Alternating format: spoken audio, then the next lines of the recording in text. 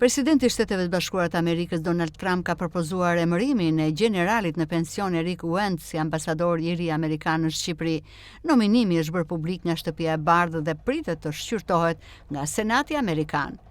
Eric Wend nga Kalifornia do të jetë ambasadori i jashtëzakonshëm dhe fuqiplot i Shteteve të Bashkuara të Amerikës në Republikën e Shqipërisë, shkruhet në njoftimin për media nga Shtëpia e Bardhë. Po kush është Eric Wend? General Lejtnant Eric Wend lindi në 7 tetor 1964 në Berkeley të Kalifornisë.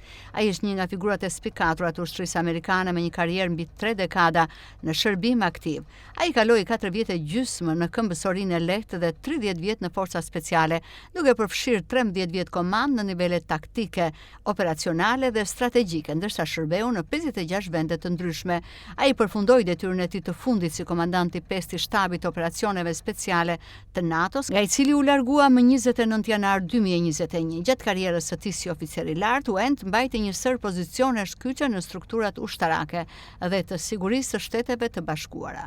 Wend u emërua oficer në Ushtrinë Amerikane në vitin 1986 përmes programit Rhodes në Universitetin e Kalifornisë në Santa Barbara, ku u diplomua në drejtësi dhe shoqëri. Ai vjoi studimet pasuniversitare në shkollën pasuniversitare detare, duke marrë një diplom master në çështjet e sigurisë kombëtare. Ai doli në pension në 1 mars 2021 pas më shumë se 34 vitesh shërbim. Shqipëria nuk ka një ambasador të Shteteve të Bashkuara të Amerikës prej largimit të Jurikim në vitin 2023. Një nominim i mëparshëm nga Joe Biden për David Kostelançik nuk u miratua nga Senati. Aktualisht ambasada amerikane në Tiranë drejtohet nga e ngarkuara me punë Nancy Van Horn. Nominimi i Wend duhet të kalojë në Komitetin për Politikë të Jashtme dhe aprovimin final e jep Senati.